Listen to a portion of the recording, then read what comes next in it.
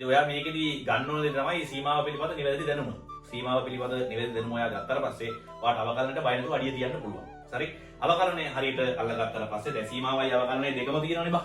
ඒතර අවකලනේ භාවිත ටිකක් පුළුවන්. අනුකලනයක් පුළුවන්. අනුකලනේ භාවිත ටිකක් පුළුවන්. මේ කෑලි තුනම සර්ව සම්පූර්ණ කරගත්තොත් එහෙම උසස් පෙළ සංයුක්ත ගණිතය කියන කොටසේදී ලකුණු 350ක් ඔයාගේ අතේ තියෙනවා. ඒ ලකුණු 350ට පෙරේතකමයි තමයි මේ ටික අල්ලගන්නේ අපි. ඒක පළවෙනි අදහස. ඊට අමතරව කවදා හරි ඔයා වෘත්තිකයෙක් වුණොත් එහෙම මේ වෘත්තියේදී දැන් මම මෙහෙම කියලා කියන්නම්කෝ. මතක තියාගන්න මේ කවදා හරි ඔයා දැන් අපි පොඩි කාලේ එහෙමයි උනේ. දැන් අපිට තිබ්බ එකම ඩ්‍රීම් එක තමයි මේ අර ලොකු මහත්තයෙක් වෙනවා කියන කෑල්ලේ. ලොකු මහත්තයා මොනව කරන්න ඕනද කියලා අදහසක් අපිට තිබුණේ. නිකම් පොඩි හරි ජස්ට් ඉමේජ් එකක් තිබ්බා ලොකු මහත්තයෙක් වෙන්න ඕන කියලා. හරිද? ඌ මොකෙද්ද කියලා අපි දන්නේ නැහැ. ඒතකොට ඉංජිනේරුවෙක් වෙන්න ඕන කියලා අදහසක් තිබ්බා. ඒක මොකද කරන්න කියලා අපි දන්නේ නැහැ. ඌගේ වැඩ ටික මොනවද කියලා අපි දන්නේ නැහැ. දැන් ගණිතඥයෝ වගේම නගලුවේ තිබුණේම නැහැ. එහෙම දන්නේ නැහැ මොක්කුද කියලාවත් උන්. හරිද? නැම හැවුවෙත් නැහැ. ඒ නිසා මේ දැන් ඔයා මෙහෙම අප්ඩේටඩ් සමාජයක ඉන්නේ. දැන් අර අපි හිටපු කාලේ වගේ නෙමෙයි. දැන් අපේ අම්මලා තාත්තලා කාලේ වගේ නෙමෙයි. දැන් ඔයා ඉන්නේ අප්ඩේටඩ් සොසයිටි එකක. හරිද? යාවත් කාලීන වූ ලෝකයක ඉන්නේ.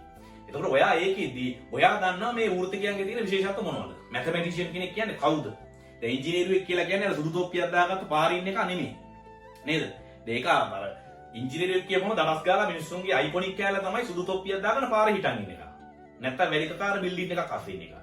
ඒක සිවිල් එකෙක්නේ, සිවිල් ඉංජිනේරු වෙන්නේ. ඊට අමතරව තවත් ඉංජිනේරු වෘත්තීන් තියෙනවන්නේ. දැන් මම කරපු ඩිග්‍රී එක තමයි මෙකැනිකල් ඉංජිනේරින්. යාන්ත්‍රික ඉංජිනේරු විද්‍යාව. තවත් තියෙනවා දැන් යාන්ත්‍රික ඉංජිනේරු විද්‍යාවට පස්සේ තියෙනවා ඔටෝමොබයිල් ඉංජිනේරින්, ඔටෝමෝටිව් ඉංජිනේරින් නේ, motor vehicle engineering, aircraft engineering, එතකොට මැරීන් ඉංජිනේරින්, මෙකාට්‍රොනික් ඉංජිනේරින් නේද? තව තියෙනවා electrical and electronic engineering, electrical and telecommunication engineering, chemical and process engineering නේ. නේද? මෙහෙම විෂයන් ගොඩක් තියෙනවා.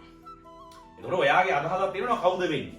ඒ ප්‍රොෆෙෂන් එකට කොහොමද මේ ඉගෙන ගන්නෙ පාවිච්චි කරන්නේ? ඒ අනාගත වෘත්තිය සඳහා තමයි දැන් ඔයා මේ ඉගෙන ගන්නෙ.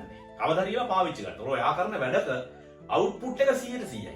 හැදෙන්නේ වැඩේ ක්වොලිටි එක 100%යි. ඒ ක්වොලිටි එක වෙනුවෙන් තමයි අද මහන්සි වෙන්න ඕනේ. ඒතකොට අර ලකුණු 350ට තියෙන පෙරේතකම විතරක් නෙමෙයි. කවදා හරි වෘත්තිකයෙක් වුණාම ඒ වෘත්තිය තුළ ඔයාගේ ප්‍රොෆෙෂනල් ක්වොලිටි එක මේන්ටේන් කරන්න මේ නොලෙජ් එක වුවමනා වෙනවා. ඒ වෙනුවෙන් තමයි මේ උට්ටු වෙන්නේ. හරි?